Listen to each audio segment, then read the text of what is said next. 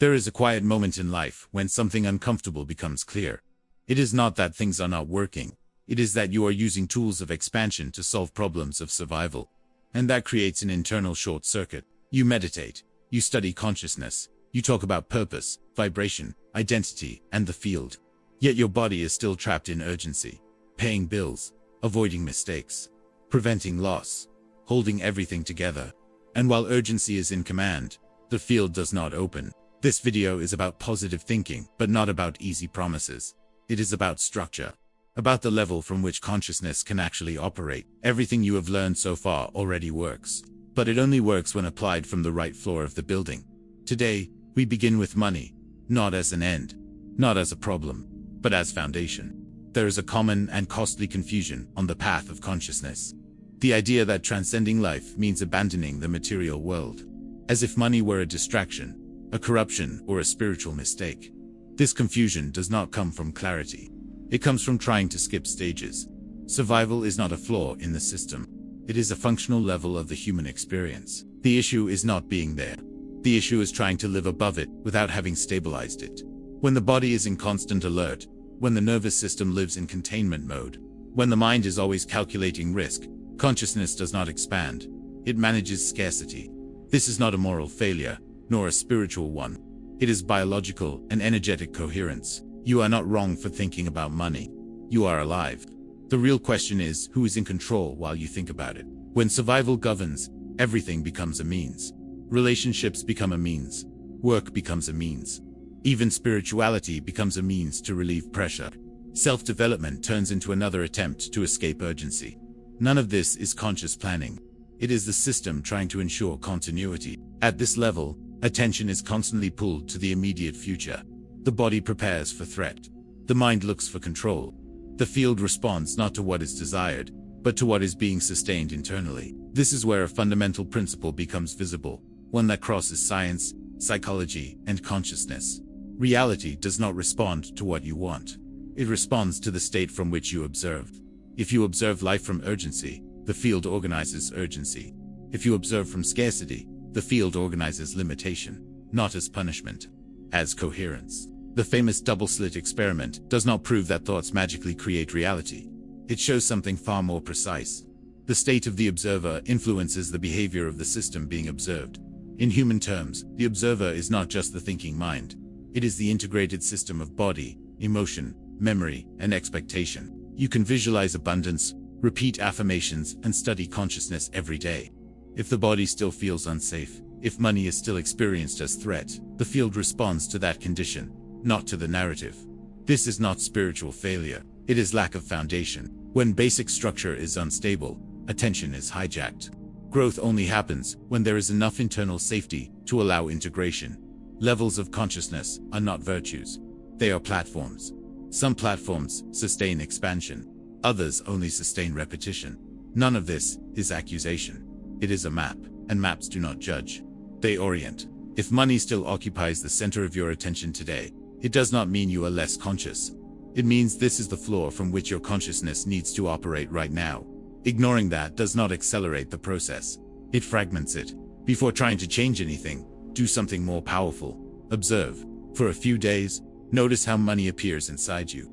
Not the ideas, but the sensations. When a bill arrives, does the body tighten or relax? When you think about earning more, does expansion appear or tension? When prosperity is mentioned, does curiosity arise or defense? Do not correct. Do not elevate. Do not spiritualize. Just observe, as if you were collecting data from a living experiment. Because consciousness begins before change. It begins with honest contact with what is. If this is resonating, pause for a moment and mark it internally. Not as agreement, but as willingness to look at the base. If you feel called to, write in the comments, I observe before I try to change. Not as exposure, as alignment. What different thinkers described across time are not competing theories. They are observations of the same human process, seen from different angles. When these perspectives are placed together, a single map begins to appear. A map of how consciousness matures, how the observer evolves, and why certain stages must be integrated before others can be sustained. Abraham Maslow made this visible by organizing human needs into a structure. Before purpose, meaning, or transcendence can emerge, the system must secure continuity.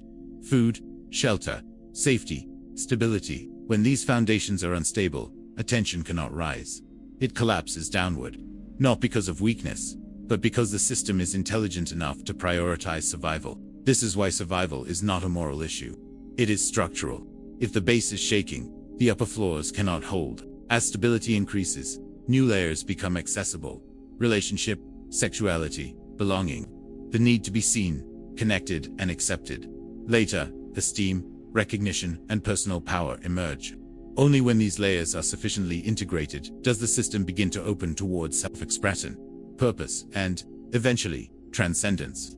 Maslow was not describing virtue, he was describing prerequisites. Carl Rogers observed the same process from inside the human experience. When the environment is perceived as threatening, the self contracts, the organism adapts. Authentic expression is replaced by survival behavior. The person becomes functional, but fragmented. Desire moves in one direction, while behavior is shaped by protection. This creates what Rogers called incongruence. The inner experience and the external action no longer align. Life continues, but it feels constrained. People work, relate, and decide not from who they are, but from what feels safe enough to maintain acceptance and continuity. As the environment becomes more stable, or as internal safety increases, something shifts. The self begins to re-emerge. Energy previously used for defense becomes available for exploration. Growth does not come from forcing change, but from reducing threat. Clare Graves expanded this understanding by showing that each stage is not just a need, but a complete system of consciousness. Each level has its own logic, values, and way of interpreting reality. At the survival level, decisions are reactive and short-term. At the belonging level, identity is shaped by the group. At the power level, control and dominance become central. Later, order, achievement, and long-term vision arise. Eventually, consciousness becomes more integrative and global. A crucial point must be understood here. This is not delay, it is stage. Each level believes its worldview is correct, not out of arrogance, but because perception is limited by capacity. Consciousness can only see from where it stands. David Hawkins approached the same map through the lens of energy and emotion. He showed that states like shame, guilt, and fear consume nearly all available energy just to maintain existence. Desire fuels attachment and constant seeking. Anger sustains power and assertion. Pride refines the ego. Only when emotions like acceptance, love, and peace emerge does the system gain surplus energy. This surplus is essential. Without it, higher states cannot be sustained. Consciousness does not expand because someone wants it to. It expands when there is enough internal energy to hold it. Here, the connection becomes clear. Emotion shapes energy. Energy defines perception. Perception organizes reality. This is where Helio Couto enters the map, not by creating new stages, but by translating all of this into the language of the quantum field. His contribution is direct and uncomfortable. The observer does not freely choose reality while operating in lower stages. The observer reacts, and the field responds with coherence. An observer anchored in survival collapses survival-based realities. An observer anchored in desire collapses repetition. Not because the universe punishes, but because information follows consistency. The same internal state produces the same external patterns, even when the scenery changes. This is what ancient traditions called samsara, not a mystical concept, but a loop created by observation from the same internal position. Helio often compresses the map for clarity. Survival marked by fear and scarcity. Desire and power marked by competition and validation. Consciousness marked by alignment, coherence, and creation. This is not oversimplification. It is functional synthesis. When these perspectives are integrated, something essential becomes visible. Consciousness does not fail by remaining at a lower stage. It simply operates from the platform it can sustain. The real problem arises when higher-level realities are pursued without having integrated the lower ones. The march of conscious transformation begins here, with honest recognition of the current stage, not to justify staying there, but to build the foundation required to move forward. When survival stops being shame and becomes structure, the observer gains internal space. And when the observer changes position, the field responds differently, not by promise, by coherence, by evolution. Once the stages of consciousness are recognized, an uncomfortable question naturally arises. If there is a path of maturation, why do so many attempts at change fail to sustain themselves? Why do clear intentions lose strength over time, or turn into cycles of effort followed by collapse? The core issue is not desire itself. Desire points forward, but it does not organize the field. What organizes the field is the identity operating at the moment of observation. Identity is not who you say you are. It is the position from which your system reacts automatically when pressure appears. This distinction is subtle and decisive. Desire belongs to the future. Identity lives in the present. And the field responds to the present state of the observer, not to future intentions. Carl Rogers described this dynamic when studying individuals living under perceived threat. When survival, acceptance, or belonging feel unstable, the self contracts, the organism adapts. Behavior becomes protective rather than expressive. The person continues functioning, but no longer from authenticity. Desire moves in one direction, while action is shaped by safety. This creates an internal split.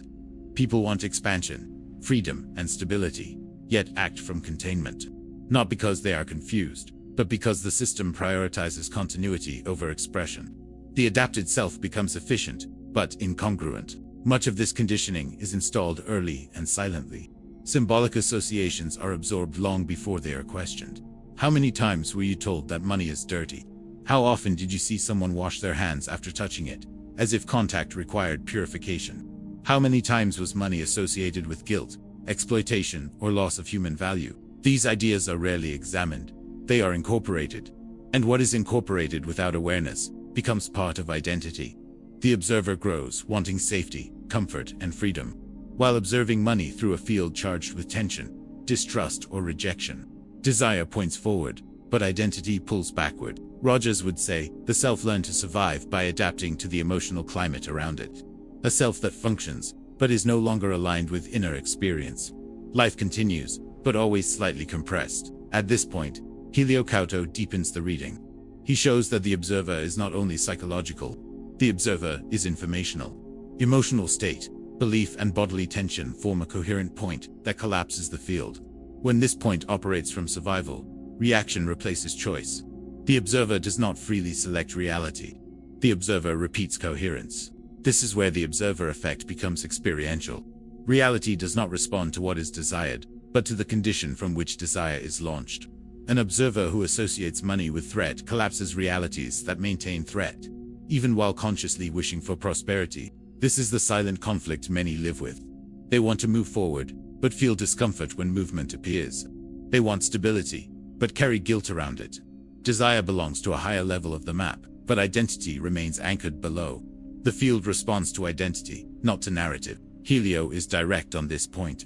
While the observer remains in survival, repetition dominates. Scenery changes. Roles change. Patterns persist, not as punishment, but as informational consistency. The field does not offer what the observer cannot sustain. This is why progress often comes with anxiety. A gain appears, followed by tension. An opportunity opens, followed by hesitation. The system does not yet trust that the new state is safe. Protection overrides expansion. This is not conscious self-sabotage. It is structural defense. Change begins when the observer recognizes where observation is happening from. Rogers would describe this as the beginning of congruence, when inner experience is allowed into awareness without judgment. Helio would describe it as a shift in the observer's position within the field. The goal is not to eliminate desire, nor to deny conditioning. The goal is alignment. Desire and identity must operate at the same level for the field to reorganize. When this alignment begins, even subtly, something loosens internally. The observer gains room. This shift is rarely dramatic. It is quiet, but it is decisive. The system stops fighting itself. Energy that was consumed by internal contradiction becomes available. At that point, the march of conscious transformation gains real traction.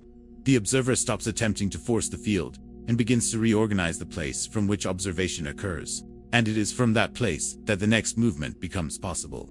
After recognizing the stages of consciousness and observing the tension between desire and identity, the discussion becomes practical. Understanding the map is not enough. What matters is how this map operates in daily life, through small, repeated decisions that quietly shape the trajectory of experience. This is where money becomes unavoidable, not as a moral issue, not as a goal, but as a powerful organizer of attention. Money does not occupy space only in accounts or wallets. It occupies mental and emotional space. It directs focus, defines priorities, and sets the internal rhythm of life. When money is disorganized, attention tends to be disorganized as well. Not because money has inherent power, but because it is directly linked to safety, continuity, and predictability, which are central themes in the lower stages of consciousness. Helio Couto is very clear on this point. Money is not the cause, it is the effect. It reveals the level of organization of the observer. An observer operating from survival spends most of their energy responding to urgency. Bills, deadlines, fear of loss, and constant calculation dominate the internal field. In this state, attention cannot settle. It jumps. And where attention cannot settle, consciousness cannot deepen. This explains why exhaustion is so common, even without extreme physical effort. The fatigue does not come only from work, but from continuous fragmentation of attention. Solving today, preventing tomorrow, delaying later.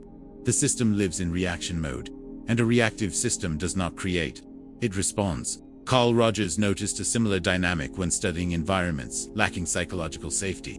When a person feels they must defend themselves constantly, attention turns outward, monitoring risk, adjusting behavior, avoiding threat. The self becomes an instrument of adaptation rather than expression. Life continues, but presence is reduced. When money is consistently associated with threat, pressure, or guilt, it becomes a permanent trigger for contraction. Actual scarcity is not required. The perception of instability is enough. The body tightens. The mind accelerates. Attention moves into short-term survival. The observer lives projected into the immediate future, attempting to prevent loss instead of inhabiting the present. This is where confusion often arises. Many believe that resolving money will automatically produce expansion, fulfillment, or higher consciousness. In practice, something simpler and more precise happens. Organizing money reduces noise. It does not create expansion. It removes interference. And removing interference is already a profound shift. As interference decreases, something subtle changes. Attention begins to remain longer on a single point. The mind stops spinning compulsively. The body exits constant alert. There is no euphoria. There is space. And space is the basic condition for any sustained conscious movement. Helio emphasizes that consciousness is not a permanent elevated state, but the ability to remain present without collapsing. When attention is fragmented, the observer collapses quickly under pressure. When attention begins to organize, the observer gains margin. Not absolute control, but margin of choice. This distinction is essential. When money reaches a functional level of organization, it leaves the center of the stage. It remains present, but it stops making noise. And when the noise stops, other layers of experience become audible. Broader questions begin to emerge, not as ideals, but as natural interests. At this point, decisions begin to change quality, not because the person has become wiser, but because fear no longer dominates every choice. Relationships are no longer maintained purely out of dependency. Work is no longer accepted only out of urgency. Small decisions start reflecting internal alignment. It is important to clarify that this does not require extreme abundance or perfect stability. It requires sufficiency, a level at which the system trusts it can continue without collapse. When this trust appears, something fundamental shifts. The observer changes position. Helio describes this as a movement of the observer within the field. Before, the observer was fused with survival, reacting automatically to everything that touched that theme. Now, the observer begins to see survival from a slight distance, as part of experience, not as identity. That small distance changes everything. When the observer gains this margin, the field responds differently. Not because reality becomes suddenly favorable, but because the range of realities that can be sustained expands. The system stops collapsing the same patterns repeatedly because the point of observation is no longer identical. At this stage, values that once felt distant begin to emerge naturally, not as moral imperatives, but as genuine curiosities. Questions shift from how to fix to why to build, from how much to earn to how to live. These questions appear because there is now energy available to hold them. This is the moment when money reveals its true role in the path of consciousness. It does not define who you are. It shows where you are observing from. It does not bring meaning. It creates space for meaning to emerge. Trying to jump directly into purpose or contribution without organizing this level often leads to frustration. Not because those values are false, but because the observer cannot yet sustain them without collapse. Seen this way, money stops being taboo and stops being fetishized. It becomes structural. A tool that, when organized, allows the march of conscious transformation to advance with less resistance and more coherence. This organization does not happen so that you become exceptional. It happens so that energy stops being wasted, reacting to what could be managed. When that shift occurs, the next stage begins to reveal itself. There is a specific moment in the maturation of consciousness when something shifts quietly. It is not marked by an external event, a visible achievement, or a dramatic breakthrough. It is an internal reorganization. Survival stops commanding every decision and begins to fulfill its proper role, supporting the structure of experience instead of dominating it. While survival commands, the system lives in alert mode. Attention is constantly pulled toward the short term. The body reacts before awareness has time to choose. Life organizes itself around avoiding loss, preventing mistakes, and maintaining the minimum required to continue. In this state, even positive opportunities are experienced as risk. Because they demand energy, the system does not yet trust it has. Hideo Kauto often points out that this stage is not wrong. It is necessary. The problem arises when the observer remains there longer than required, not by conscious choice, but by lack of structural organization. When that happens, survival stops being a base and becomes a cage. Everything is filtered through the fear of lacking, failing, or losing. The transition does not occur when fear disappears. It occurs when fear stops being the central axis. Survival begins to feel manageable. Bills still exist. Challenges remain, but they no longer occupy the entire internal field. The system starts to sense that continuity is possible, even in the presence of adjustment and uncertainty. This moment is subtle because it is not accompanied by excitement. Many people pass through it without noticing. There is no sense of victory, there is relief. The body relaxes slightly. The mind slows down. Attention stops jumping compulsively between problems. An internal space appears where there was none before. Carl Rogers described a similar dynamic when speaking of environments that are sufficiently safe. When a person no longer needs to defend themselves constantly, the self begins to reorganize. Energy that was previously used for protection becomes available for exploration and choice. The same process unfolds here. When survival stops commanding, psychological and emotional energy is released. This release changes the quality of decisions. Choices are no longer made solely to relieve immediate pressure. They begin to consider longer horizons. Time is experienced differently. The future stops being only a threat and starts to feel like a space that can be shaped. It is important to clarify that this does not require financial perfection or absolute stability. It requires sufficiency, a level at which the system trusts it can move forward without collapsing. When this minimal trust is established, something fundamental happens. The observer changes position. Hideo describes this shift as a change in the observer's place within the field. Before, the observer was fused with survival, reacting automatically to anything that touched that theme. Now, the observer begins to see survival from the outside, as part of experience, but not as identity. That small distance changes everything. When the observer gains this margin, the field responds differently, not because reality suddenly becomes generous, but because the type of reality that can be sustained expands. The system stops collapsing, the same scenarios because the point of observation is no longer the same. At this stage, values that once felt distant begin to appear naturally, not as abstract ideals, but as genuine interests. Questions arise without force. Not only how to fix, but why to build. Not only how much to earn, but how to live. These questions emerge because energy is no longer fully consumed by survival management. This is the beginning of the transition from surviving to living consciously. Survival remains present, but now as a foundation. It supports the structure instead of hijacking attention. Money becomes something to manage, not something to fear. Work becomes something to organize, not something to endure. Relationships begin to be chosen with greater clarity. Oscillation is common at this point. Under stress, the old pattern may attempt to regain control. This is not regression. It is adjustment. A new level is still being integrated. Consciousness stabilizes through repetition, not declaration. The essential distinction here is between commanding and supporting. When survival commands, life is reaction.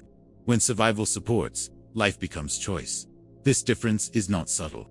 It reshapes the entire architecture of experience. From this point on, the march of conscious transformation gains consistency, not speed, but stability. The observer walks with less fear of falling because the base is no longer fragile. The field responds with greater continuity and more sustainable possibilities. This chapter marks that threshold. Not the end of survival, but the end of its absolute dominance. It is here that the path toward broader levels of consciousness opens in a realistic way, without fantasy and without denial of reality. When survival supports, consciousness can move forward. And that changes everything. For the next few days, bring attention to moments when urgency appears. Not big crises, but small pressures. A bill, a deadline, an unexpected expense. Notice what happens inside before you act.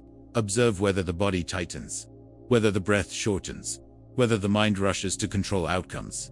Then pause for a brief moment and ask yourself one simple question. Is survival commanding right now, or is it supporting? Do not try to fix the situation differently. Just notice from where you are observing it. That single pause already shifts the position of the observer. It creates a small margin between stimulus and reaction. This practice is not about eliminating pressure. It is about changing who is in charge when pressure appears. Repeat this observation whenever possible. The goal is not perfection. It is familiarity. Familiarity with a more organized point of observation. If this chapter resonated, allow it to move beyond understanding. Write in the comments. Survival supports, not commands. Not as affirmation, as orientation. And if you feel this work is helping you reorganize your internal base, stay with the series. The next movement deepens how this new position becomes practice rather than effort. At this stage, understanding is no longer the main challenge. Practice is repositioning. The observer does not happen through insight alone, nor through a single decision. It happens through repetition, through how the system responds, again and again, to ordinary moments that previously triggered automatic reaction. Helio Couto emphasizes that the observer is not an abstract idea. It is the living point from which the field is collapsed in every instant. That point does not move because someone decides to be different. It moves because the system learns, through experience, that another position is sustainable without collapse. This learning happens in the smallest moments. The way you respond to a request, the internal tone when thinking about money, the first impulse when something goes off plan. These moments activate the old survival-based positioning or invite a more organized response. Carl Rogers spoke about the importance of internal safety for authentic expression. Here, that safety is no longer expected from the environment. It is gradually cultivated within. The observer begins to offer itself a minimal sense of continuity, enough to avoid immediate reaction. A common misunderstanding is to believe that repositioning the observer requires special states, long retreats, or a perfectly calm life. In reality, the practice happens in the middle of imperfection. When pressure appears, the old pattern tries to take control. And precisely there, a different response becomes possible. Repositioning the observer does not mean denying the problem. It means shifting the internal point from which the problem is observed. The same event, seen from survival, creates contraction. Seen from a slightly more stable position, it invites organization. The event does not change. The observer does. This practice requires patience. The system does not abandon a pattern that once guaranteed survival all at once. It tests, it moves forward, it retreats, it adjusts. This movement is not failure, it is integration. Consciousness stabilizes through familiarity, not force. Helio describes this process as the gradual transition from reaction to choice. At first, the choice is small. Sometimes it is only a pause before responding. Sometimes it is a slightly less defensive decision. Sometimes it is the capacity to observe the impulse without immediately obeying it. These small shifts accumulate. Over time, internal experience changes. The body learns that not every situation requires maximum alert. The mind recognizes that uncertainty does not always mean threat. Attention begins to remain longer in the present, instead of being pulled constantly into the immediate future. These are clear signs that the observer is repositioning. The goal is not to eliminate fear or insecurity. The goal is to reduce their dominance. When fear appears, it is noticed. When insecurity arises, it is observed. The observer remains present. That alone is a profound shift. In the language of the quantum field, coherence begins to increase. The field does not respond to intention statements, but to the stability of the observer. As stability grows, the range of realities that can be sustained expands. This practice becomes visible in concrete areas. Money decisions become less impulsive. Planning becomes more consistent. Relationships involve clearer boundaries. Work is approached with more intention. Life does not become perfect, but it becomes inhabitable. Repositioning the observer is not about becoming someone new. It is about inhabiting the same life from a more organized point. As this point becomes familiar, it stops feeling like effort and starts feeling like orientation. This chapter marks the passage from understanding to embodiment.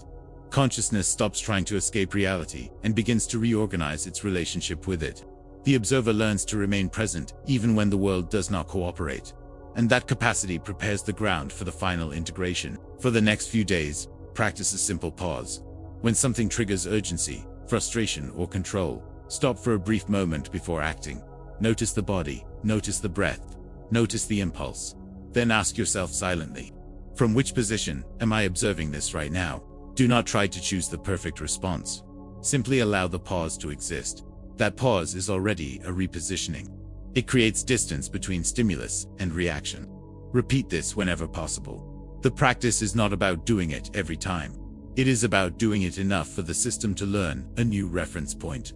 If this practice feels accessible, mark it. Write in the comments, I practiced the pause, not as discipline, as training, and stay with the series.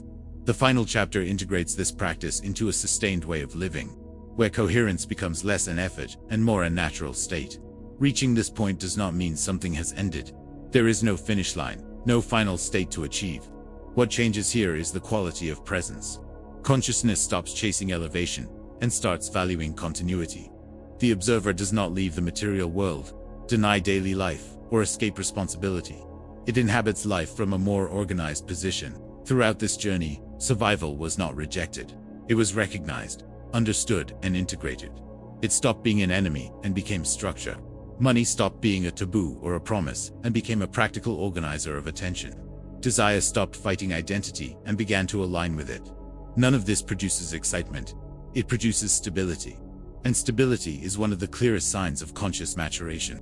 Helio Couto often reminds that consciousness is not a permanent high state, but the ability to sustain coherence when circumstances fluctuate. This becomes evident here. Integration does not happen when everything goes well. It happens when the observer can remain organized even when life applies pressure. Carl Rogers would describe this as congruence, a state in which inner experience, perception of reality, and action begin to align. Not through effort, but because the system no longer needs to fragment itself to survive. When the base is sufficiently stable, the self no longer needs to hide. This moment is subtle because it is not accompanied by immediate external change. Many things remain the same. Responsibilities continue. Challenges persist. The difference lies in how everything is experienced. Life stops feeling like something that happens to the observer and starts feeling like something the observer participates in. From the perspective of the quantum field, the collapse of possibilities begins to occur from a more coherent state. The field does not respond to declared intentions, but to the condition of the observer. As this condition stabilizes, the range of realities that can be sustained expands. Not because the universe grants favors, but because the observer now offers structure. This shift produces concrete effects. Decisions are made with less urgency and more clarity. Time is no longer experienced only as pressure, but as resource. Relationships are maintained less out of necessity and more out of choice. Work stops being only a means of survival and becomes a field of possible expression. This does not mean life becomes easy. Oscillations continue to exist. Under stress, old patterns may attempt to regain control. This is not regression. It is refinement. Consciousness stabilizes through repetition. Each return to the organized point strengthens the new reference. Integration does not eliminate conflict. It allows conflict to be crossed without collapse. The integrated observer does not suppress difficult emotions. They are recognized, felt, and not allowed to dominate the entire system. This is a deep form of maturity, because it requires presence rather than control. At this stage, broader values begin to manifest naturally, not as ideals to chase, but as genuine interests. Contribution appears because there is internal space. Purpose emerges because attention is no longer kidnapped by urgency. Spirituality stops being an escape and becomes an integrated expression of daily life. Here, the march of conscious transformation changes rhythm. It becomes less anxious and more consistent, less focused on arriving somewhere, and more committed to sustaining coherence. The observer learns that there is no need to rush toward higher levels. They become accessible when the base is honored. Money remains part of life, but not as identity. It is a tool, a medium, a structure. It does not define human value, consciousness, or meaning. It simply reflects the level of organization of the observer. As that level changes, the relationship with money changes naturally. From this point on, the path does not require new concepts. It requires continued practice. The observer keeps training presence, alignment, and coherence. Small choices accumulate. Small internal shifts generate sustainable effects.